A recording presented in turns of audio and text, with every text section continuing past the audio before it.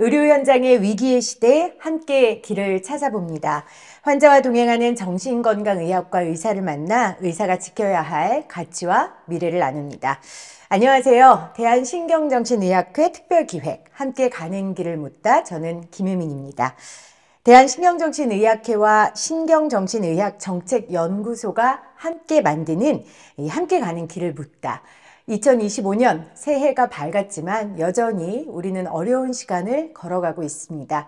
이 시간 속에 서 계신 여러분들을 위로하고 격려하고자 만든 방송입니다.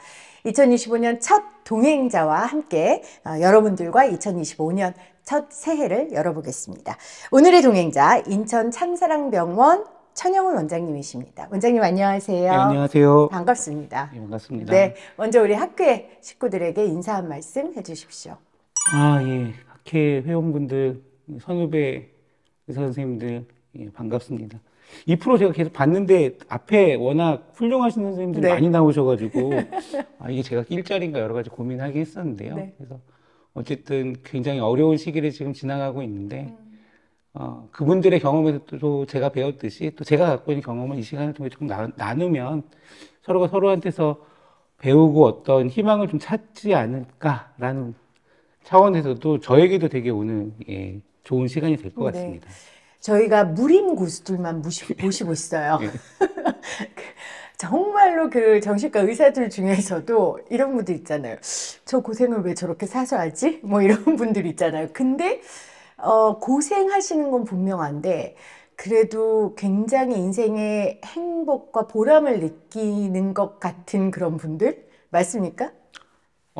이렇게 고생일 거라고 생각했으면 안 들어왔죠. 알면 못했다. 예. 네. 앞에 지나가는 선생님들도 그러실 거래요. 근데, 맞아요.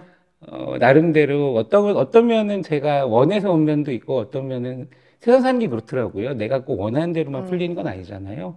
근데 내가 원하지 않는 방향으로 흘러왔는데, 내가 흘러간 그 장소가 되게 나한테 축복 같고 멋있는 장소이기도 한 거거든요. 그래서 저는 그 점에 있어서는 제가 중독 분야를 좋아하기도 하긴 했지만, 제가 나름대로 가끔 이제 항상 하는 얘기인데, 어떻게 보면 제일 힘든 일을 한다고도 생각을 하지만, 내가 제일 축복받은 경험을 하고 있는 사람이다. 라는 생각을 좀 하게 되죠. 흘러간 곳이 축복의 장소였다. 근데 그 축복의 장소가 다른 사람들이 보기에는 절대 축복의 장소라고 생각할 수 없는 우리 마약 중독자들을 치료하는 병원이에요. 네. 인천 참사랑병원인데 병원 소개글이 이렇더라고요. 마음을 치유하는 열정과 정성을 통해 함께 살아가는 우리 모두에게 가치 있는 삶을 구현하는 병원이다. 선생님이 만드셨어요? 예. 어떤 마음으로 이런 카피를 만드신 거예요? 병원, 사실 이것도 그 비전과 미션도 이제 좀 바꿀 때가 되긴 했는데, 제가 이제 전공의 생활 지나고, 뭐 병무청에서 이제 군의관 생활을 하고 하면서, 느껴지는 가운데서 몇 가지 이제 키워드가 있었던 것 같아요. 그냥 그게, 함께 한다라는 가치도 되게 중요한 가치라고 생각을 했고요. 그러니까 항상 드는 생각은 제가 환자를 치료한다라는 느낌보다는 네. 환자분들을 통해서 제가 성장을 하고 또 저를 통해서 환자분들이 성장할 수 있는 힘을 얻고 하는 그 함께함이 항상 있었던 것 같고요. 그리고 그 가운데서 우리가 바라봐야 될 게 뭘까라고 생각을 했을 때 좀 가치가 되게 중요한 거라고 생각을 했거든요. 사실 의학의 분야는 다른 선생님 다 아시겠지만 우리는 에비던스 베이스드 메디신이라고 해요. 증거 기반의 의학이라고 하는데 그건 뭐냐면 이미 입증된 것들에 대해서 그 가운데서 가장 안전하고도 확실한 것을 통해서 이제 의료를 풀어가는 건데 굉장히 타당하긴 해요. 사람의 생명을 다루는 거에 있어서 막 내가 알고 있는 어설픈 시도를 하기보다는 무언가 딱 갖춰지고 그 안에서 입증된 것들을 통해서 의료행위를 한다는 그 개념이긴 하거든요. 근데 정신과 분야에서의 부분은 조금 다르다고 느낀 게 에비던스 베이스도 되게 중요하긴 하지만 우리가 삶과 치료 현장에 있어서 어떤 가치를 추구하는가가 되게 중요하다고 생각을 해서 사실 그렇게 거창한 나름의 미션을 만들긴 했었던 거죠. 그러니까 의사가 어떤 가치를 가지고 환자를 바라보느냐에 따라 환자의 치료 정도도 저는 달라질 수 있다라는 말처럼 들리거든요. 근데 그 어려운 환자 중에 환자인 중독 환자들과 동행하시기로 결심하신 거예요? 계기가 있으셨어요? 혹시 예. 선생님 어디 중독이 되셨다든지 뭐 개인적 경험이 있으시다든지. 음, 다른 레지던트 선생님들도 그렇고, 많은 일반적으로 중독 분야는 다들 기피하는 분야인 건 그렇겠죠. 맞아요. 네. 그냥 거 맞고, 어, 근데 제가 어떻게 여기까지 흘러오게 됐을까를 생각을 해보면 몇 가지, 백그라운드들이 좀 있긴 있었던 것 음, 같아요. 일단은 제가 이제 트레이닝 받았던 원광대학교 병원이라는 곳의 환경이 이 제2병원이라고 해서 250병상의 제2병원이 익산시의 그 남쪽 끝에 있어요. 네. 원광대학교 본원은 큰 병원은 이제 북쪽 끝에 있고, 그야말로 언덕 위에 하얀 집으로 되어 있는 음, 독립적인 정신과 병원이거든요. 근데 지금도 그렇지만 그 당시 250병상짜리 대학병원의 정신과는 굉장히 드물었던 흔치 않죠. 시기이고, 네. 그 얘기는 거기는 상당히 음, 일반적인 대학병원 정신과보다도 심한 환자, 네. 만성 환자들이 많이 입원해 있었던 상황이었거든요. 그래서 그때 거기서 그게 나름 지지고 볶고 힘들고 했던 그 경험들이 제가 심한 환자를 보는 데 있어서의 나름대로 두려움들을 많이 좀 음, 없애는 계기도 됐던 것 같아요. 사실 저는 제 동기들 만났을 때 조금 신기했던 게, 너는 정신과 왜 했니? 했을 때, 자기들 인턴 때 다른 전공 1, 2년 차는 다 막 수술방 들어가 있고 퇴근을 못 하는데 정신과 선생님들, 레전 선생님들만 퇴근하려고 엘리베이터에 서 있는 게 너무 좋아 보여서 좋았다. 왔다 이런 친구도 있거든요. 워라벨이 되는 과인 줄 알았다. 그러니까요. 네. 근데 저희는 안 그랬거든요. 음, 진짜 저희 트레이닝이 되게 교수님들한테 감사했던 게, 저희는 전공 1년 차를 들어가면 그 1년 동안 폐쇄병동에서 살아야 됐었어요. 폐쇄병동 네. 끝에 주치의방이 있어가지고 거기서 먹고 자고를 하고, 절대 정신과 1년차 주치의는 직원 식당에 못 내려와요. 음. 삼시세끼를 환자랑 같이 밥 먹어야 되거든요. 와, 진짜 동행자셨군요, 예, 그리고 그 환자들과. 안에서 그러니까 같이 사는 거고, 심지어는 저희는 1년차 첫 출근해서 일주일을 환자복을 입고 입원을 해요. 의사가요. 예, 환자복을 예, 예. 입고요. 환자분들한테는 안 알려져요. 진짜 환자인 것처럼.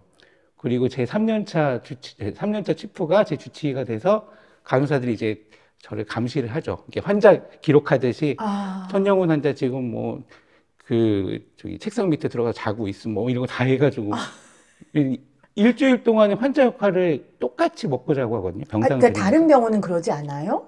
저희만 유일한 걸로 알고 있어요. 선생님 이 얘기 때문에 원광대 아무도 안 가면 어떡하죠? 지금은 원광대도 이제 축소가 돼서 그렇게 못하는데, 저희 때는 그게 근데 그걸 지금 있었거든요. 축복이라고 표현하셨잖아요. 그 교육이 너무 근데, 도움이 예, 되셨군요. 저는 의대 들어갈 때부터 정신과만 해야지라고 생각으로 네. 들어갔는데, 근데도 그러면서 그 폴리클이라고 임상 실습도 저는 정신과를 더 많이 돌았거든요. 다른 음, 친구들보다. 그만큼 익숙한 공간인데도 제가 직접 환자복을 입고 폐쇄병동에 들어갔을 때 내 뒤로 철문이 쩌뻥하고 딱 아하. 닫히는데, 그때 쿵 떨어지는 그 두려움을 아직도 잊지 못할 것 같아요. 그리고 그 안에서 일주일 동안 환자복 입고, 저희는 심지어 환자분들이 드시는 약도 먹었거든요. 세상에. 클로르프로마즈닌 이런 약도 먹고, 이게 강박이라고 해서 30분씩 묶이는 것도 하고, 아, 그걸 해보니까 환자분들의 눈높이에서 많은 걸 이해하게 되더라고요. 아. 저도 이제 아직 안 가보고 아직 안 가봤대. 그냥 아직 정수가 안 앞으로도 안 가고 먹었지만, 싶은데요, 선생님. 왜냐면 이제 환자분들이 왔다 갔다 하시거든요. 네. 저도 한 3일째 되니까 계속 왔다 갔다 하게 되더라고요. 그리고 이제 뭐 간식을 매점 사장님한테 단팥빵을 시켰는데 크림빵이 올라오면 막 화가 나는 거예요. 아, 환자들이 왜 그런 일에 예, 분노하고 그죠. 화나는지를 그 환경에 처해 보니까 이해를 그럼요. 하신 되게 거군요. 속상해요. 아, 그런 일들을 겪고 1년 동안 그 안에서 만성 환자분들하고 또 심한 그 알코올 중독 환자분들하고 이렇게 지내다 보니까 네. 그런 것들이 저한테는 굉장히 좋은 자산이 됐고, 사실은 저 레지던트 때는 중독 환자는 내가 전문이 있다면 절대 안 본다 생각을 했었어요. 왜요? 어, 제가 레지던트 했던 게 90년대 말이었는데, 그때만 해도 아직 우리나라에 중독 치료에 대한 어떤 개념이나 음흠. 매뉴얼도 없었고, 음. 어, 정말 그 환자분들이 그 안에서 여러 가지 액팅이라고 하는 폭력적인 모습이나 그리고 치료를 열심히 해서 해독 치료하고 멀쩡해져서 선생님 저 절대 죽을 때까지 술 안 먹을 겁니다. 그러고는 나가서 그 다음날 때려 부수고 들어오고 막 이것들을 반복할 때마다 와 이거는 정말 치료가 안 되는 병인가? 굉장히 치료자를 좌절시키는 게 있거든요. 그렇겠네요. 의사로서 자괴감도 들고. 예, 정말 그때 정말 열심히 저희 또 자랑이 그런 거 있습니다. 저희는 그 레지던트 전공의 때 환자분을 어쩔 수 없이 강박해야 되는 때가 있어요. 자해나 타해의 위험성이 너무 심하면 본인도 다치면 안 되고 치료진도 다치면 안 되기 때문에 이제 그 강박 조치를 하고 재우는데 그때 저희 1, 2년째 때는 제 환자가 묶여 있으면은 잠을 못 잤거든요. 그 옆에 가서 의자 갖다 놓고는 밤새야 되고 그랬어요. 넌 어떻게 네 환자를 환자가 묶어놓고는 자빠져서 잘 수 있어? 두발 벗고 자냐고. 아, 하여튼 그런 것들을 겪어내면서 느꼈던 이거는 안 되는구나라는 생각들이 너무너무 심했는데 나중에 병무청을 군의관으로 병무청에 갔는데 거기서도 진짜 많이 만난 게 또 이제 조직폭력배 환자들이랑 네. 뭐 성소수자 환자들이랑 이런 환자들 이렇게 보게 되면서 뭐라고 얘기를 할까? 제가 심하고 힘든 환자, 그리고 때로는 충동적이고 공격적인 환자를 보는 거에 있어서의 두려움은 상대적으로 덜했던 것 같아요. 그만큼 하드 트레이닝을 받으셨고, 그렇죠. 그 과정을 통해서 그들의 마음도 이해를 하셨고, 그러다 보니까 좀 더 이 환자들에게 관심을 갖게 되신 것 같아요. 근데 중독도 여러 분야가 있는데, 지금 인천 참사랑병원은 마약 중독 전문 병원이잖아요. 마약 중독에는 왜 관심 갖게 되신 거예요? 참고로 저희가 마약 중독만 보는 건 아니고요. 청소년 다 보긴 하는데, 네. 이제 마약 중독 전문을 보는 의사가 저하고 김대성 원장이랑 둘이 이제 열심히 하고 있는 거고, 마약 중독을 보게 된 거는 제가 인천에서 병원에서 이제 처음에 봉직이 생활로 시작을 하고 하면서, 그 당시 이제, 지금 서울성모병원에 김대진 교수님이라고 계세요. 굉장히 지금 중독 분야에 유명한 분인데, 김대진 교수님이 유학하고 한국 들어오셔서 여러 가지 연구를 하실 때예요. 그때 필로폰 사용자들, 주사기 쓰는 필로폰 사용자들에 있어서의 C형 간염하고 에이즈에 대한 연구를 진행을 하면서 그때 이제 인천시 마약퇴치운동본부, 뭐 보호관찰소 이쪽하고 연결이 돼가지고는 그 연구를 진행을 하게 됐었고 또 그 당시 거기에서 뭔가 교정시설이나 이런 데 와가지고 강의를 해주고 의학적인 측면에 있어서의 마약 중독을 중독자분들한테 이해시키고 강의할 사람이 전무했었거든요. 네. 근데 제가 거기에 이렇게 발을 담그다 보니까 제가 막 그 일을 막 하게 된 거죠. 또 어떻게 흘러 가다 보니 하게 되셨군요. 그래서 막 교도소도 강의 다니고 해서 제가 아마 우리나라에서는 교도소를 제일 많이 가본 의사 중에 하나일 겁니다. 근데 저 같은 문외한도 중독하면 알코올 중독보다는 훨씬 이 마약 중독, 그러니까 중독 분야에서도 마약 중독이 가장 셀 것 같고 가장 어려울 것 같다는 생각이 들거든요. 맞나요? 이게 바라본 거에 따라 좀 틀리긴 해요. 그러니까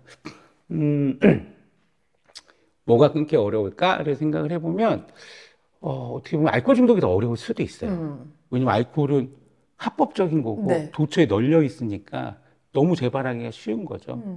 근데 마약 중독이 제일 어렵다라고 이야기하는 몇 가지 요인은 중독성 자체가 굉장히 강한 게 있어요. 그러니까 접근성은 술보단 낮지만 예. 중독성이 너무 높은 거죠. 그렇죠. 이게 히로뽕 하는 환자들, 특히 주사기로 마약을 했던 환자들은 그 얘기 제가 되게 많이 해요.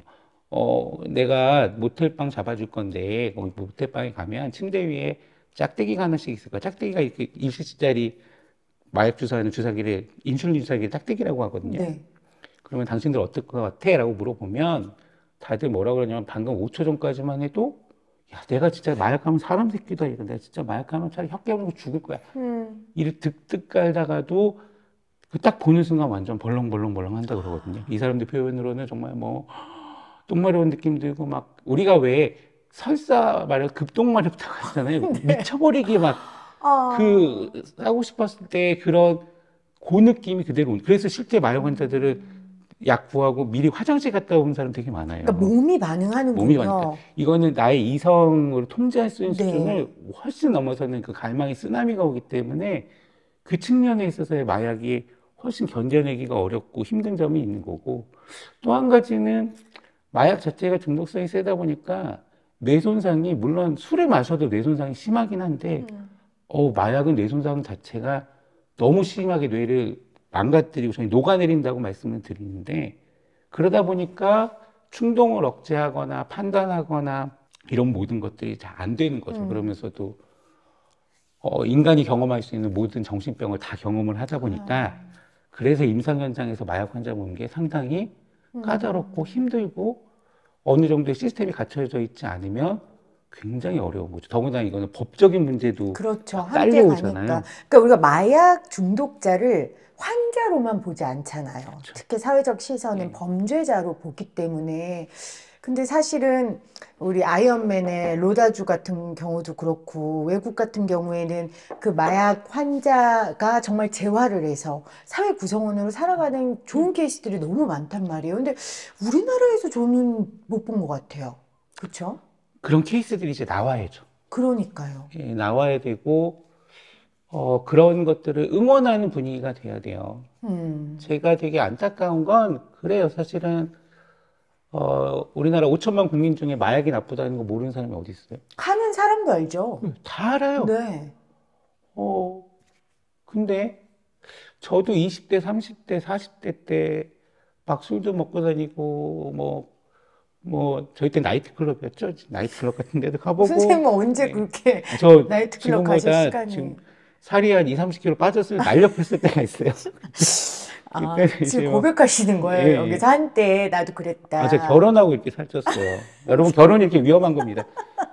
그래서, 네, 아무튼. 예, 그 당시에 저도 뭐 유흥업소도 가고 다 했었지만 제가 항상 드리는 말씀이 제 옆에 한 명도 마약을 하는 사람이 아하. 없었어요. 있었다면. 있었다면 저도 잘 몰라요. 음흠. 그냥 막연하게만 마약이 나쁘다고만 알았지 구체적으로 왜 문제인지를 한 번도 교육받은 적이 없기 때문에 아마 그때 옆에 있는 내가 진짜 믿고 친한 형이 나 이거 해봤는데 이거 중독성 없어. 이거 괜찮아 라고 너 이거 하면은 조금 더 기분 좋아지고 재밌을 거야 라고 나한테 줬으면 저는 물론 이제 소심한 A형이니까 몇 번 거절을 했겠지만 저도 객기에 했을 수 있어요. 그러면 저도 이 지옥행 열차를 탔을 거라는 거죠. 그러니까 저는 공감의 시작인 것 같아요. 이게 나였다면 어땠을까? 근데 대부분의 보통 사람들은 이기지 못하죠. 그런 것들을. 그러니까 어떻게 보면 운이 좋았다라고 표현을 해도 잘못된 표현은 아니라고 생각을 그 점에 합니다. 있어서 진짜 운이 좋았어요. 네. 마약을 하고 잘못된 범법행위를 사람들을 두둔할 생각은 없어요. 그분들은 그분들 나름대로의 끔찍한 나름대로 겪어야 될 고통들이 있을 겁니다. 근데 제가 정말 많은 마약 환자를 만났지만 다 우리 옆에 있는 아름답고 예쁘고 건강하고 좋은 청년들이고 좋은 숙녀들이고 진짜 훌륭한 사람들이에요. 원래 다. 근데 그 사람들의 삶 속에서 자칫 잘못된 선택이 있었던 것뿐인 거거든요. 그게 꼭 이 사람들은 쾌락에 미친 사람들이고 뭐 마약에 찌들 이거는 절대 아니더라는 거죠. 아까 말씀하신 것처럼 이분들이 벗어나는 데 있어서의 우리가 응원할 수 있는 좀 분위기가 돼야 되는데 아직은 조금 어렵고 그래서 앞으로 연예인 중에서도 마약 사건이 있거나 했었을 때 그냥 가라앉아서 우리가 스크린에 못 나오게 조리돌림하고 하는 게 중요한 게 아니라 그분들 중에 정말 나는 그걸 고백하고 네. 드러내놓고 회복하겠다는 사람들한테는 응원을 좀 해줬으면 네. 좋겠어요. 근데 아직은 부족하지만 제가 보기에 분위기가 예전보다는 조금 방향이 바뀌는 것 같기는 해요. 근데 그 말은 또 무슨 말이냐면 그만큼 마약 환자들이 많아졌다는 얘기거든요. 그러면 인천 창사랑병원도 굉장히 바빴을 것 같은데 어떻습니까? 선생님 처음 마약 그 중독자 치료할 때랑 지금이랑 명수로 봤을 때나 뭐 그 정도의 차이로 보면 너무 많아졌어요. 음흠. 피부에 느낄 정도로 많아졌다고 느끼고 있고요. 그러니까 제가 주말에도 나와서 못 본 환자를 봐야 될 정도까지 네. 늘어났고, 심지어 이제 저 말고도 최근에 뭐 대구나 여러 곳에 또 마약을 치료하는 선생님들이 늘어났음에도 불구하고, 진짜 기하급수적으로 늘어나는 것. 진짜 저는 코로나 때 상황하고 되게 비슷한 것 같아요. 아, 코로나 처음에 한국에 들어왔을 때는 뭐 뉴스를 통해서 어느 지역에서 몇 명 발견됐다, 뭐 남의 얘기 네, 같았는데 맞아요. 몇 달쯤 지나니까 내 직장 동료에 누가 걸렸다고 하고 몇 주 맞아요. 지나니까 우리 가족 친지 중에 누가 걸리고 막 이런 것처럼 음. 이 확산 속도라는 것 자체가 첫째는 이게 가격이 너무 싸졌어요. 아, 진짜 싸졌어요. 보급액이 너무 낮아졌군요. 예, 예, 방법도 너무 쉬워졌고, 다양해졌고. 예. 해외 직구서부터 선생님, 이, 너무 자세한 방법을 예, 말씀하지 공급량도 마세요. 많아지고, 그리고 제일 큰 문제는 요즘 젊은 친구들이 겁이 없어요. 아, 우리 때만 해도, 오, 대마초? 저 진짜 나쁜 사람들이 하는 거 아니야? 이런 게 있었는데, 지금은 해외에서 대마가 합법화됐다, 뭐 이러니까 이 친구들이 할 수 있는 거 아니야? 그러니까 이제 대마가 합법화됐으니까 엑스터시도 대마 친구인데, LSD도 친구고, 그러니까 그 정서적인 배려가 없어지다 보니까 굉장히 심각해진 거죠. 근데 제가 단언컨대 말씀드리는데, 네. 절대 대마초가 안전한 게 아니에요. 아하. 이거는 걔네 백그라운드를 들여다보면 미국에서는 길바닥에 널브러져가지고 마약을 하는 사회다 보니까 대마초를 못 잡아들여서 아, 어쩔 수 없이 고육지책으로 이거 다 검거해봐야 치료도 못하고, 그러니까 이거를 범죄화하지 말고 치료 쪽으로 연계하자는 쪽으로 방향이 돌면서 거기에 이제 자본이 결합이 되면서 이게 네. 합법화된 거고요.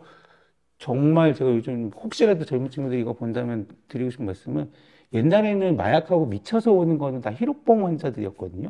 근데 요새는 대마하고 완전히 피해망상의 환청에 막 그렇게 해서 네. 와요. 굉장히 무섭다는 거.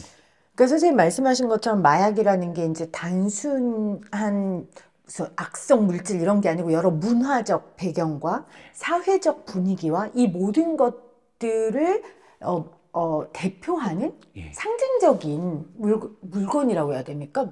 요물이라고 해야 됩니까? 제 입장에서는 정말 악물, 약물이 아니라 그렇게 생각이 드는데 제가 예전에 유방암 그 전공하시는 교수님 만난 적이 있었는데 그때 선생님 뭐라 했냐면 자기가 처음에 유방암 시작할 때는 우리나라에 유방암 환자가 많지 않았대요. 음, 근데 지금 유방암 환자가 너무 많아져서 내가 선택을 잘했다 이 생각을 했다는 거예요. 근데 선생님 같은 경우에는 그 당시 선택할 때만 해도 마약 중독자가 많지 않았지만 지금은 엄청 늘어났는데 그렇다고 선생님의 수입이나 살림살이가 나아지는 건 예, 아니잖아요. 그렇죠. 그러니까 제가 드리고 싶은 말씀은 마약 중독 이 지원이 좀 나아졌습니까? 국가가 좀 도와주거나 사회적 지원이 있습니까? 이렇게 수가 늘어났는데. 그게 우리가 풀어야 될 문제 음, 같아요.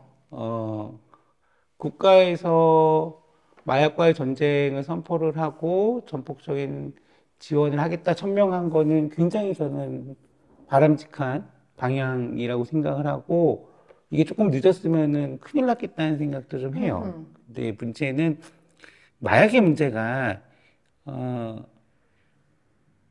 굉장히 사회 경제적 문화적 배경과 네, 법 체계와 네, 치료 시스템과 이게 총체적으로 망라된 분야인 그럼요. 거거든요.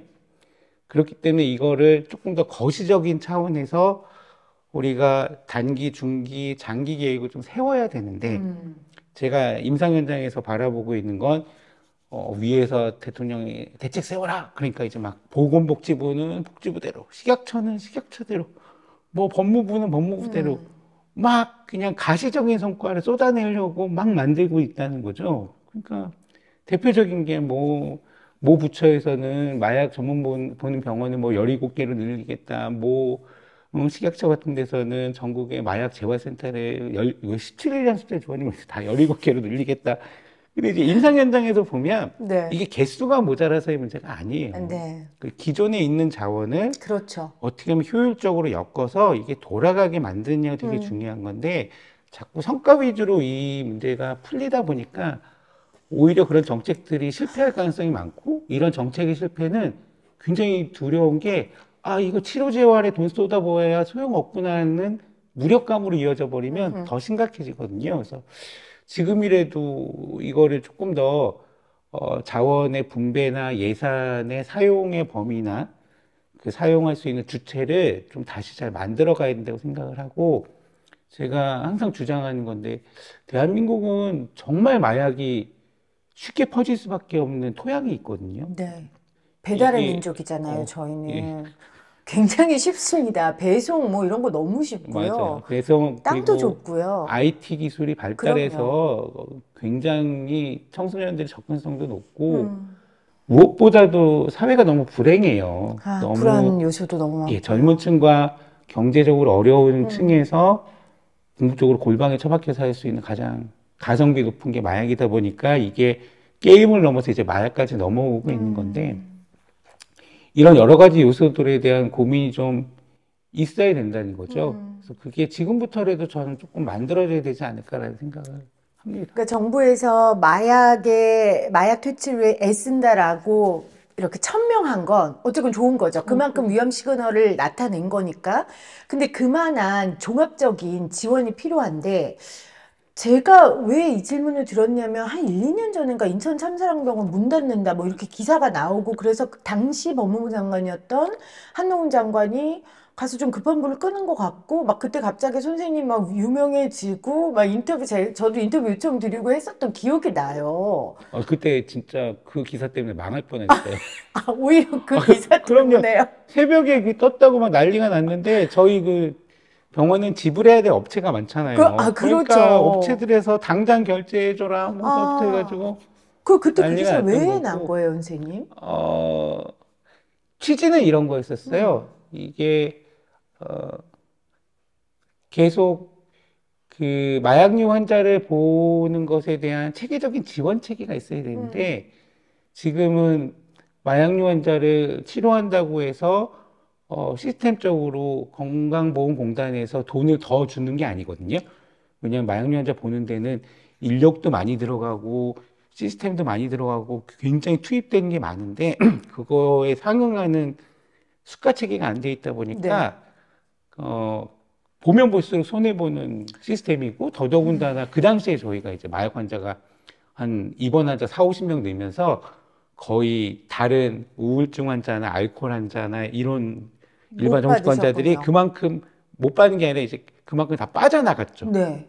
그럴 수밖에 없는 게, 그렇죠. 한정돼 엄마 내 있고. 옆에 마약 환자가 와서 입원해 있어 아, 그러면은 어느 가족이 입원시키겠어요? 가뜩이나 정신과 병원에 들어오면 대부분 환자분들은 억지로 입원해 계신 분들이 대부분인데, 그러다 보니까 환자가 막 빠지고 음, 그러면서 이제 경영이 악화되고 막 그런 상황에서 이대로 그냥 대책 없이 가다가는 정말 병원 망할 수도 있다라는 게 그 망했단다라고 해가지고는 이게 이렇게 됐던 거고요. 사실은 지금도 그리 호전되진 않았어요. 아니, 그 전반적인 상황이. 사실은요, 선생님 주변에 동료 선생님들이 선생님 걱정을 되게 많이 하세요. 예. 망, 아, 아주 근데, 웃을 일이 아닌데, 그렇다고 제가 지금 울 수는 없잖아요, 선생님. 아, 그래서, 이거 후배들한테 희망과 꿈을 줘야 되는 방송인데. 아, 맞아요. 아, 꿈과 희망은 아유, 조금 이따 주고요. 예, 일단 현실을, 예. 아, 제발 이 방송을, 우리 정부에서 지금 대통령이 마약 국가 걱정돼서 개헌까지 선포하시는 마당에 지금 이거 선생님 도와주시면 되잖아요. 개헌 선포하시지 마시고 선생님 어, 도와주면 되는데 그래서 그때 한동훈 장관이 뭐 연락하고 그래서 지금 나아졌냐고요. 살림살이가 나아지셨냐고요.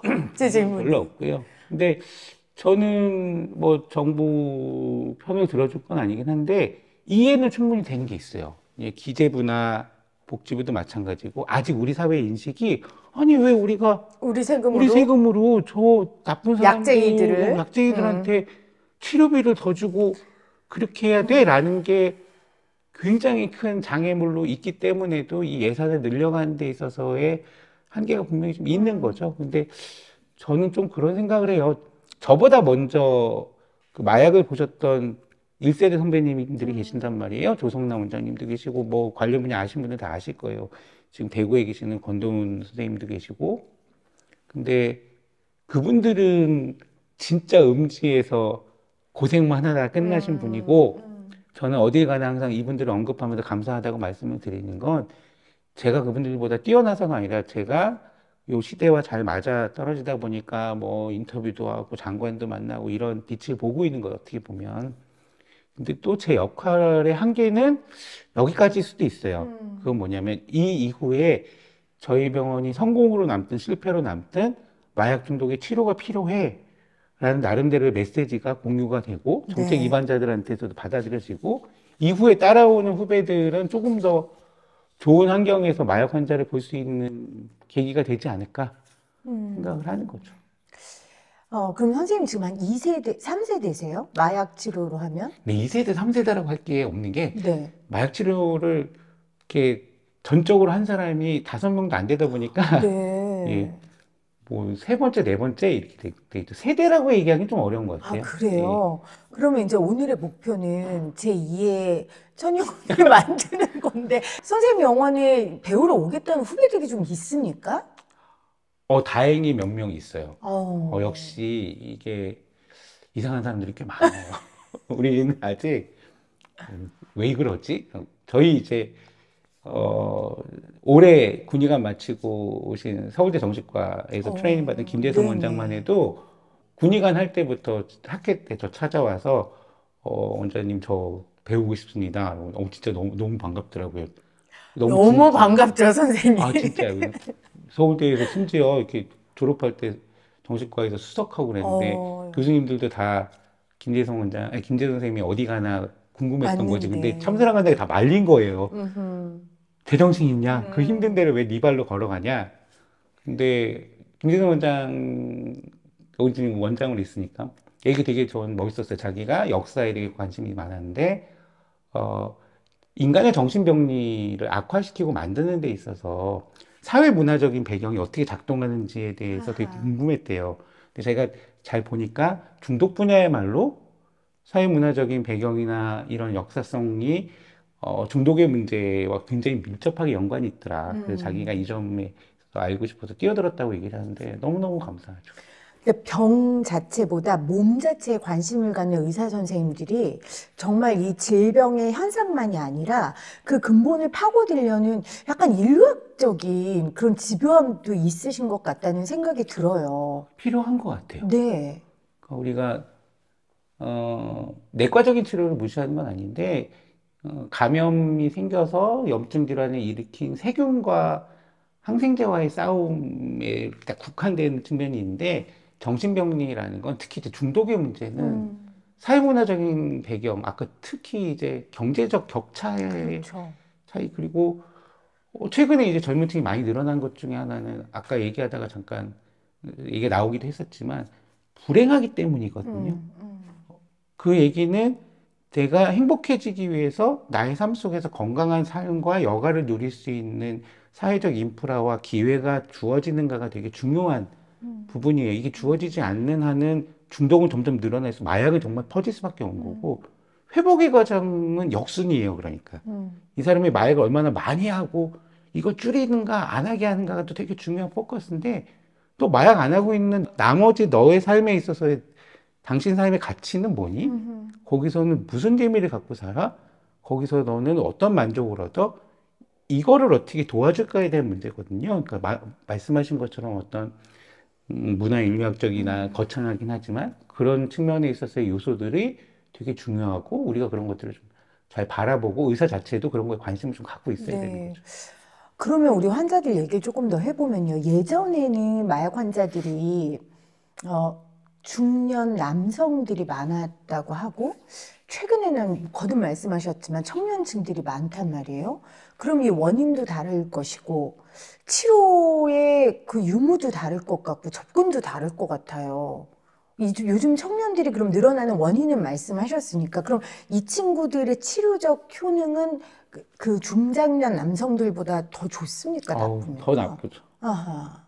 그러니까 예전에 한 10여 년 전에는 그 약간 컬트 같은 거였어요. 컬트 종교 집단처럼 네. 마약이라는 게 거래되는 것도 은밀하게 자기들 안에서 믿을 만한 사람 형을 통해서 얻고 믿을 만한 놈을 주고 그리고 이렇게 골방에 처박혀가지고 혼자 하고 막 이런 거였는데 지금은 아까 말씀하신 진짜 겁이 없고 이거에 대한 인식 자체가 너무 음, 왜 이런 게 개방적이 돼야 되는지 모르겠어요. 애들이 개방적인 사고를 하다 음. 보니까 그냥 모여서 하고 너무 신기해요. 막 궁금해 미쳐요. 그러니까 아주 강력한 자극을 예, 원하는 거죠. 맞습니다. 이 점점 친구들이. 점점 그런 네. 것들을 원하는 분위기가 되어 가는 거거든요. 근데 진짜 좀 이해는 돼요. 제 환자 되게 열심히 사는 청년인데 일주일 내내 막 투잡 뛰고 알바하고 아, 상하차 하고 막 그리고 주말에 애들이랑 마약 구해가지고는 그러니까 그 아, 친구의 일주일의 삶에 있어서 제일 기쁜 그게 시간은 낙이군요. 그거밖에 없는 거죠. 어쨌든. 음, 그러니까 젊은 층에 있어서가 치료가 더 어렵고 굉장히 힘들다는 건 뭐냐면 궁극적으로 옛날에 40, 50대들이 마약을 할 때는 되게 가정도 있고 음, 다 있는 직장도 있는 사람들이 그냥 나이 음, 들어서 배운 사람들이거든요. 음, 그러니까 내가 갖고 있는 게 많아요. 음. 제가 그냥 부자가 마약을 끊지 거지는 못 끊는다고 얘기하거든요. 아, 그것도 진짜 슬픈 예, 얘기네. 부자가 꼭 돈이 많아서 부자가 아니라 지킬 게 예, 지킬 게 있으니까. 있어야 돼요. 내 주변에 좋은 친구도 음흠. 있고 직장도 있고 가족 이게 있어야 되는데 젊은 친구들한테는 그게 없는 거죠. 그러니까 잃을 게 없는 우리 맞아요. 청년들이 예, 결국 자신을 해함으로써 자극을 예, 얻는다는 게 참 너무 맞습니다. 슬픈 예, 일이에요.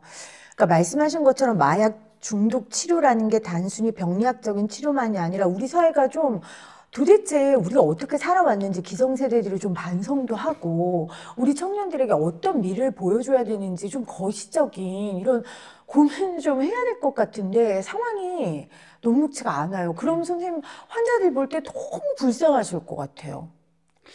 불쌍하다는 느낌은 잘 안 갖는 것 그러니까 같아요. 제 표현이 예, 어떨지 안타깝죠. 모르겠지만 그게 그 표현이에요. 예, 예. 그러니까 저는 뭐냐면 예전에 노숙인들을 볼 때 전 너무너무 안타깝고 불쌍했거든요. 한 번 사는 인생인데 다 존귀하고 아름다운 인생인데 본인이 왜 삶을 저렇게 버려둘까? 너무 불쌍했어요. 저는 그게 되게 노숙인들을 이해하는 시작이었어요. 그러니까 예, 선생님이 그 마약 중독 환자들을 볼 때 환자로서의 안타까움을 넘어 인간으로서 너무 안 됐고 너무 불쌍할 것 같다는 생각이 들어요. 맞아요. 저는 그렇게 생각을 하거든요. 환자분들한테, 그래요. 그 전해진 게 있어요.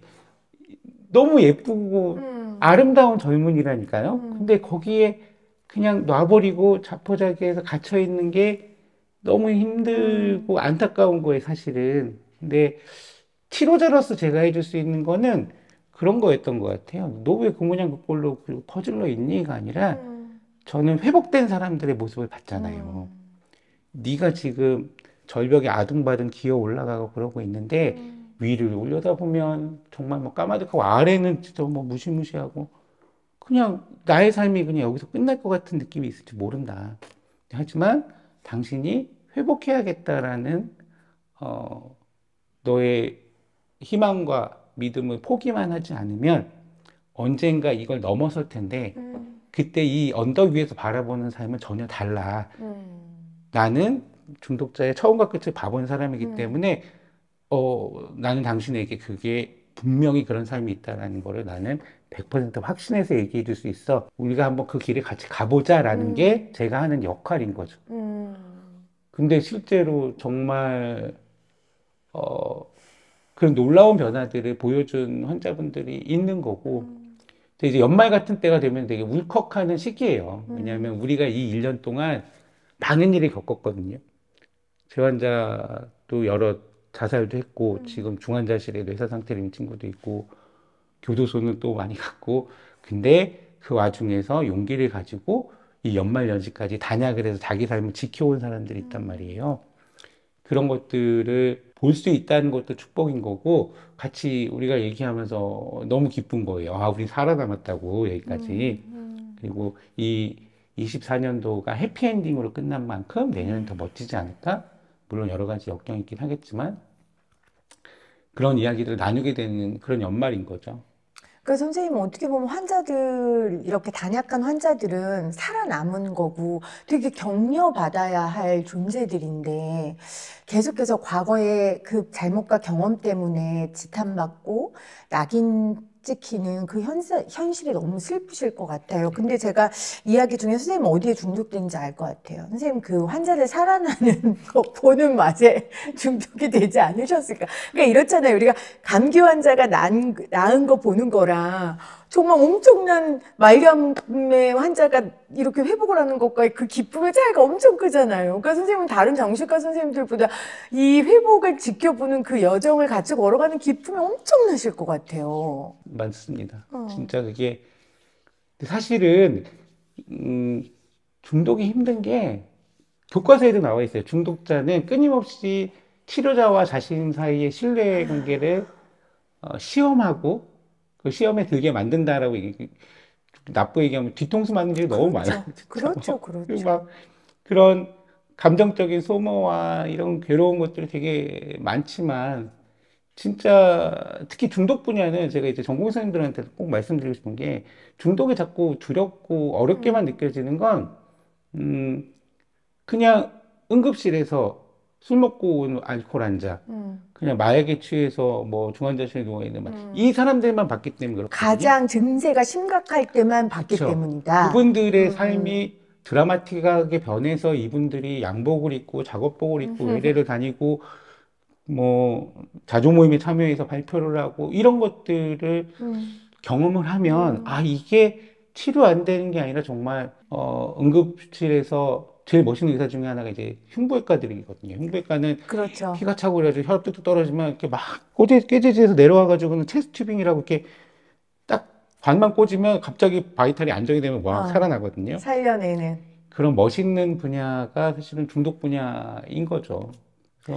그 얘기 들으니까 선생님, 진짜 뭐 우울증 환자라든지 이런 분들은 이렇게 낫는 과정이 확 눈에 보이지 않는데 중독 환자는 증상이 굉장히 심하니까 안정적이었을 때 그 차이가 크니까 오히려 이 회복이 눈에 확 보여서 거기서 오는 환희가 있을 것 같다는 생각이 드네요. 그렇죠. 그리고 무엇보다도 좀 아이러니컬한 얘기인데 좀 환자분들한테 그 얘기도 해요. 중독이라는 병은 사실 축복받은 병이기도 하다. 신기한 게 이런 거죠.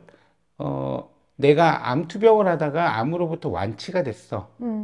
물론 훌륭하죠. 그렇게 이겨낸 것 자체가. 근데 그 과정을 통해서 그 사람의 인격이 성장하진 않아요. 근데 중독에 빠져서 완전히 망가졌다는 사람이 회복한다는 건 그 사람의 인격과 영혼이 성장하는 과정이거든요. 심지어 마약을 하기 이전의 자신보다 더 훌륭한 사람이 되는 거예요. 그게 되게 멋있는 부분인 거죠. 그 점에 있어서는 이거는 축복으로 향하는 병이기도 하다라고 설명을 하는 거죠. 그래서 선생님이 또 마약 환자를 보게 된 게 의사로서 축복이었다. 그 말씀을 하셨어요. 근데 사실은 이 전편에 김은재 선생님도 세월호를 만난 건 의사로서 나에게 축복이었다. 그 말씀 하셨는데 그 말씀들을요, 여기 나오는 동행자분들이 진짜 많이 하세요. 근데 제가 처음에는 아니 뭐 축복일 것까지요. 그 고생길인데 이랬거든요. 이제 몇 편 찍으면서 이 말이 괜히 공통적으로 나오는 게 아니구나. 그 바닥에 있었던 인생이 다시 일어나는 그 존귀한 과정을 보는 선생님도 너무 좋을 것 같아요. 그리고 선생님 지금 자꾸 의사라고 표현을 안 하시고 본인은 치료자라고 표현하시거든요. 그게 의지인가요? 아니면 자연스러운 건가요? 저는 굉장히 그게 인상적이에요. 그냥 무의식 중에서도 좀 그런 것 같아요. 저는 환자분들한테 얘기할 때도 제가 치료해서 이런 얘기 안 하거든요.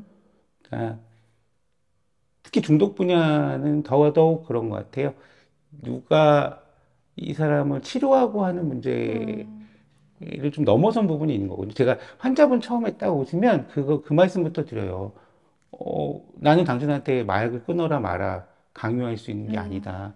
그건 당신이 판단하는 문제다. 당신의 삶 속에서 당신이 결정해야 되는 문제다. 근데 당신이 마약으로 벗어나려고 한다면 내가 그 과정에서 내가 당신을 도울 수는 있다라고 얘기를 한 거고, 제가 지켜본 많은 회복의 케이스들은 제가 뭘 잘해줘서의 문제가 아니라 결국에 회복의 길로 나아간 거는 본인이거든요.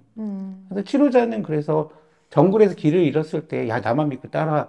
내가 너를 살려주면 이게 아니라 같이 걸어가주는 존재라는 거죠. 네. 그러면 길은 환자분들이 찾아갑니다. 근데 우리가 마라톤을 뛸 때도 그렇잖아요. 초반에 페이스메이커가 같이 따라 붙어줘야 돼요. 그래서 같이 뛰어주고, 보폭이나 너 너무 빠른 것 같아. 이것을 같이 뛰어주고 나중에는 혼자 뛰어가는 거잖아요. 저희의 역할은 결국에는 그런 것 같아요. 예. 페이스메이커 역할을 예. 해주는. 그러면 이제 이 방송을 듣고 나도 좀 저 페이스메이커 해볼까 하는 분이 계시다면 그래도 마약 중독을 치료하는 의사가 요거 하나 정도는 좀 더 다른 정신과 의사보다 갖췄으면 좋겠다. 자질이든 기술이든 능력이든 뭐가 있습니까? 이건 진짜 주관적인 얘기일 그럼요. 수밖에 없어요. 근데 마약 중독 선생님이 몇 명 안 되니까 선생님 말씀하시는 게 객관적인 팩트가 될 수 있습니다. 그것보다는 이렇게 마약 중독을 치료하는 의사들, 알코올도 약간 좀 비슷한데 조금 지켜보시면 좀 사람들이 산만해요. 선생님이? 사람들이 좀 산만해요. 환자가요? 의사들이. 의사들이? 네네네. 정신과 선생님들이 좀 뭐라고 할까, 이렇게, 우리가 흔히 알고 있는 정신과 선생님은 좀 그렇지 않나요? 저 어렸을 때 저희 그 큰 이모부도 정신과 선생님인데 네. 되게 정신과 선생님들 말씀하는 톤이 있어요. 맞아. 예, 조곤조곤 되게 진중하고. 진중하고 저 사람한테는 내 모든 걸 다 털어놔도 될 얘기할 것 수 같은 있겠다. 그런 안정감이 느낌이 안정감 느껴지죠. 있잖아요. 근데 조금 마약 치료하는 의사들은 저를 비롯해서 조금 이렇게 정신이 없어요. 저희가 봐도. 예. 그래요? 그러니까 무슨 얘기를 좀 하고 싶냐면 조금 마약 분야는 융통성이 좀 더 필요한 것 같아요. 아하. 예. 환자분들은 사실은 환자이자 범법자거든요. 근데 내가 너무 내가 갖고 있는 틀 속에서 이 사람을 판단을 하다 보면 환자는 자꾸 내가 판단받고 이 사람이 나에 대해서 어떻게 생각할까에 대해서 되게 신경을 쓸 수밖에 없는 거고, 그 점에 있어서의 조금 더 열린 태도가 필요하지 않을까 싶고, 사실은 위트가 되게 중요해요. 이 힘들고 막 어깨 힘들어가 있는 거에서 힘을 빼주고, 그냥 제가 오늘도 전체 회전 돌고 왔지만, 막 환자 이렇게 성질을 내고, 왜 자기는 핸드폰을 뺐냐고 막 이렇게 얘기하고. 근데 이제 거기서 규칙을 얘기하는 것도 규칙을 얘기하는 건데, 한참 이렇게 바라보고 얘기하니까, 오늘 내가 지금 이렇게 오래 얘기하다가 발견한 건데, 코가 어쩜 그렇게 예뻐요? 이렇게, 너무 예쁘다. 그리고, 결국엔 포커스가 자꾸, 그 사람의 단점을 찾는 것보다는 그 사람의 장점을 찾는 쪽으로 이렇게 포커스가 자꾸 가야 되거든요. 그 점에 있어서는 사실은 사람 자체를 조금 좋아하는 캐릭터, 물론 정신과 선생님들이 다 네, 대부분 그렇긴 하지만, 좀 더 다양한 사람에 대해서 받아들일 수 있는 조금 열린 마음이 있으면 이 분야에서 일을 하시는데 훨씬 재밌지 않을까. 이를테면 어떤 때 이렇게 조폭같이 문신하고 온 환자들도 막 있거든요. 있겠죠. 그럼 이제 되게 무섭죠. 그럼요. 겁나고. 근데 저는 좀 재밌거든요. 어디까지 하나 한번 보자. 막 화내시고 막 그러면은, 열심히 하시네요. 근데 그래도 이렇게 물건 안 부시고 조곤조곤 말로 하셔서 정말, 좀 대단하다고 생각한다. 그러니까 이런 것들을 조금 타고 넘어갈 수 있는 게 좀 생기면 좋을 것 같고. 네. 근데 그래서 사실 중독 분야는 경험이 되게 중요해요. 네. 그래서 아까 환자들과 함께 성장한다라는 말씀을 하셨던 것 같아요. 그렇죠. 사람 하나하나가 얼마나 다채롭고, 얼마나 다 다양한데, 그냥 우리가 중독 환자로 퉁칠 수 없는 거잖아요. 그 사람이 왜 약을 하게 됐는지, 사정도 다르고, 약을 왜 못 끊는지, 그 사정도 다 다른데, 그래서 좀 융통성 있고 유연함이 필요하다. 유머 말씀하셨는데, 선생님 얼마나 재밌는 분인지는 좀 더 사귀어보도록 예. 하겠습니다. 그럼에도 불구하고 사명감만으로 하라고 후배들한테 말하고 싶진 않잖아요, 선배로서. 아까 수가 얘기도 하셨지만 정부에서 이 마약 중독을 보는 의사들에게 혹은 좀 의료진들에게 좀 이것만큼은 좀 보장해 줘라 이렇게 하고 싶으신 말씀 있으실까요? 근데 이 얘기는 해도 별로 의미가 없어가지고요. 사실은. 포기하지 마세요, 선생님. 예, 아니요. 전 이거는 별로 조금 아직은 어렵다고 생각을 하는데, 무조건 건강보험 체계 안에서의 마약 환자를 보는 것에 대한 수가가 더 가산점이 있거나 네네. 뭔가 있어야 돼요. 이게, 제일 중요한 건 저희 병원이 잘 되고 막 우리 병원으로 구름대가, 저희 지금 입원 환자를 30명 이상으로 그냥 안 받고 있어요. 왜냐면 네. 이게 20명 있을 때랑 30명 있을 때, 30명 그렇죠. 이게 거의 기하급수적으로 문제가 생기거든요. 직원들이 다 뒤로 나가 떨어지기 때문에 저희가 볼 수 있는 거는 한계가 있고, 제일 중요한 건 마약 중독의 문제를 갖고 있는 환자분이 전국에 어디서건 접근성이 좋은 병원에서 양질의 치료를 받는 게 되게 중요한 거란 말이에요. 그러면 뭐 참사랑병원에 뭐 돈을 더 주고, 얼마 전에 2024년도 3월 달에 이제 전국에 9개 마약류 번역별 지정병원을 정해서 1억씩 줬어요. 네. 근데 전 되게 모욕적이더라고요. 아. 왜 그냥 열심히 보라는 의미로 준 거거든요. 근데 그게 중요한 게 아니라 일선에 있는 마약 중독에 관심을 갖고 있는 정신과 선생님들이 마약 환자를 보고 고생한 만큼 기본적인 수가 체계 자체 안에서 더 많이 받을 수 있는 시스템을 만들어야지 여기저기서 이 환자를 보겠다고 나름 사명감이든 흥미를 가진 선생님들이 나타날 건데, 자꾸 그런 식으로 이제 뭐 얼마 지출해서 몇 억씩 투입했다라는 식으로 이렇게 선전하는 식으로만 되니까 되게 어려운 거고, 근본적인 거는 건강보험 체계 내에서 수가 체계가 개편이 돼야 되는 거죠. 그러니까 전문가들이 일할 수 있도록 동기부여까지는 바라지도 않고 모욕감을 느끼지는 않을 수 있는. 저는 좀 그랬어요. 아, 그럼요. 주변에서 야, 나라에서 참나라병원에 뭐 인센티브로 1억씩 주고 막 좋겠다 이러긴 전혀 좋게는 아무도 좋은 게 없고. 그렇군요. 예. 제가 오늘 선생님하고 이야기 나누면서요, 그 얼마 전에 봤던 성경 말씀인데, 사랑은 모든 것을 가능하게 한다 하면서 사랑은 허다한 죄를 덮느니라. 그 말이 굉장히 제 마음에 와닿았거든요. 선생님은 그런 사랑으로 이 마약 중독 환자들을 보시는 게 아닌가 그런 생각을 해봤습니다. 선생님이 정의하는 참사랑은 뭡니까? 너무 어려운 질문인데. 아니, 병원 이름을 참사랑으로. 허다한 죄를 덮는다라고 했을 때는 내가 지은 죄가 많아서 이거랑. 아, 선생님 죄 덮으려고 지금 숙제하는 마음으로 참사랑병원을 하시는 아니요. 거예요? 참사랑은 뭐 제가 잃은 지음은 아니고요. 뭐 스토리가 길긴 한데 저희 네. 선배병원에서 제가 이제 잠깐 봐주러 들어갔다가 이게 눌러 앉게 된 케이스였어가지고, 저는 이 분야에서 같이 뛰는 후배 선생님들이 많아졌으면 해요. 근데 지금 수련 환경이 너무 안 좋아지고 있어요. 제 생각은. 근데 다른 선생님들 동의하실 겁니다. 왜냐면 정신과가 수술하는 과들에 비해서 소비 돈이 안 되는 과다 보니까 대학병원에서 계속 축소가 되고 있거든요. 네.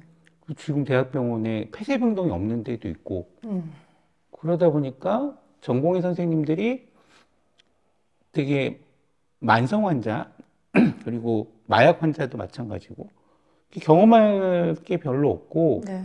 그다음에 굉장히 임상적 경험의 폭이 너무 좁은 거예요. 그러다 보니까, 내가 정신과 영역에서 할 수 있는 일이 이렇게 많다라는 걸 잘 모르고 나오세요. 그래서 요새 다 전문 있다면은 개원하고 하시던데, 네. 뭐 그 환자들 보는 것도 되게 중요하죠. 뉴로시스 환자들 보고 하는 것도 되게 중요한 거긴 한데, 일단은 전공의 시절에 대한신경정신의학회에서도 프로그램을 좀 만들어서 이런 중독 분야의 환자들을 경험할 수 있는 프로그램을 좀 더 활성화했으면 하는 게 제 생각이에요. 네. 저희가 저희 병원에 몇몇 그래서 전공의 선생님들 중에서 중간에 찾아와서 뭐 한 달씩 경험하고 가시는데 너무너무 재밌어요. 그렇군요. 여기 이런 경험하고 나면 오히려. 이런 중독자들의 프로그램이 있고 막 자조 모임 봐도 너무 신기하고 되게 재밌어 하거든요. 얼마 전에 그 영국에서 일하시는 포렌식 사이키아트리 하시는 여자 선생님, 문승현 선생님 저희 문승현 1편에 예, 나오셨죠. 그 네. 선생님이 그 얘기 했다고 하더라고요.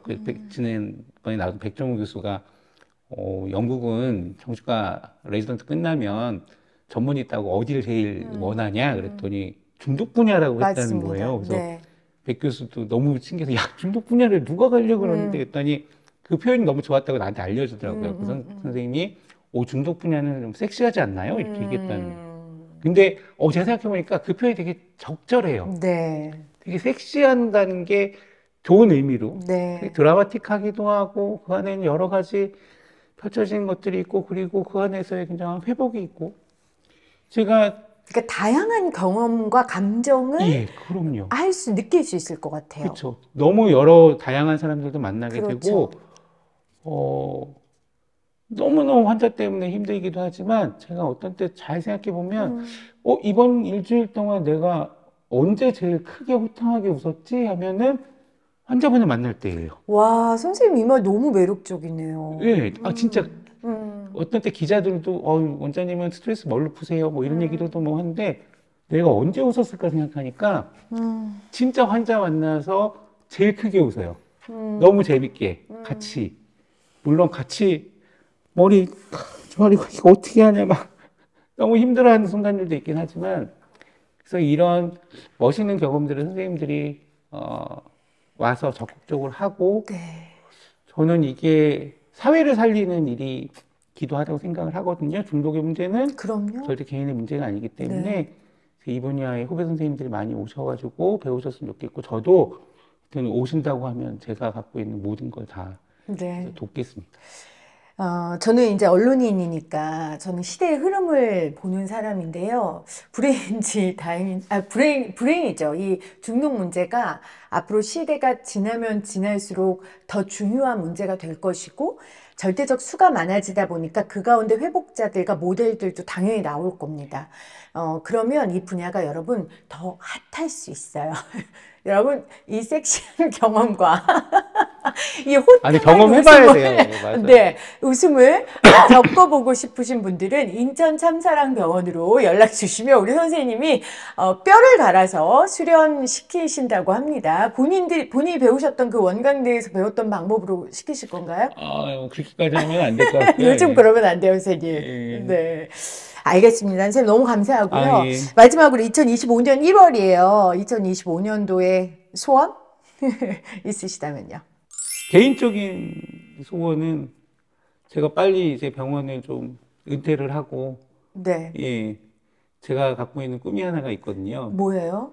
저희 병원에 오시면 저희 킬리안 정서행동연구소라고 있어요. 그 네. 킬리안 공감학교가 있고, 킬리안 수사님이라고 네. 우리나라에서 광주 성요한병원을 지으신 아일랜드 더블린에 있는 성요한 수도회의 정신건강 전문 간호사이자 거기 행정원장 하셨던 분이 계세요. 근데 제가 거기 기강견을 갔을 때 그 수사님하고 너무너무 친해지고 수사님 저 되게 예쁘게 보셔가지고 그 살아생전에 킬리안이라는 이름을 붙이는 허락을 하셨거든요. 근데 제 수사님한테 이거 방송에 나가면 진짜 지켜야 되는데 그래서 수사님한테 약속한 게 있어요. 저 병원만 빨리 안정되고 빨리 은퇴해서 그 수사님이 그 성요한 수도회에서 아프리카 말라위라는 최빈국에 알죠. 정신병원을 딱 하나를 지은 게 있어요.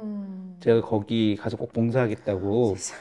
제가 약속을 했었거든요. 그래서 선생님 이거 박제되는 예, 그래서 일부러 더 얘기해야 될 것 같아요. 아, 돌아가셨는데 저는 거기를 간 꿈이어서 만약에 후배들이 빨리 와서 마약 분야에서 저희가 더 이상 막 일선에서 안 뛰어도 되는 단계가 되는 게 꿈인 거고 그 단계가 되면 저 이제 술도 끊고 운동해서 날렵하게 해가지고는 가는 게 이제 꿈입니다. 말라위 가시려고요? 예. 와, 그리고 전체적으로는 어쨌든 그 의료대란 문제가 빨리 해결이 돼서 선생님들이 네. 빨리 들어와서 네. 저희랑 같이 성장하고 좋은 정신과 선생님들이 많이 나왔으면 하는 게 또 꿈이죠. 아까 선생님이 우리 후배들은 선생님 때만큼 다양한 경험을 못한다라고 하셨는데, 그 다양한 경험이라는 게 이제 고생을 좀 덜 할 수는 있겠죠. 그렇지만 선생님 말처럼 한 사람으로서 성장하고 의사로 발전하는데 그 경험만큼 큰 게 없거든요. 그래서 의료 현장이 빨리 정상화돼서 정말 다양하고 창의적이고 아주 필요로 하는 현장에 직접 갈 수 있는 경험들이 늘어났으면 좋겠습니다. 선생님, 근데 말라위는 오래 못 가실 것 같아요. 병원이 빨리 가는 게 그렇게 좀- 쉽게 안정화가 안 될 것 같아요. 선생님 아니, 정말 망하려고 죄송한- 그랬는데 잘 안 망했어요. 아니, 진짜 망하게 하면 안 되죠. 무슨 정말 우리 인천 참사병원 망하지 않도록 네, 꼭 부탁드립니다. 자, 오늘 함께 해주신 찬영 원장님 정말 감사하고요. 2025년 한 해 또 이 방송을 보시는 모든 회원분들 건강하시고 행복한 치료 여정 걸어가시기를 바랍니다. 고맙습니다. 감사합니다.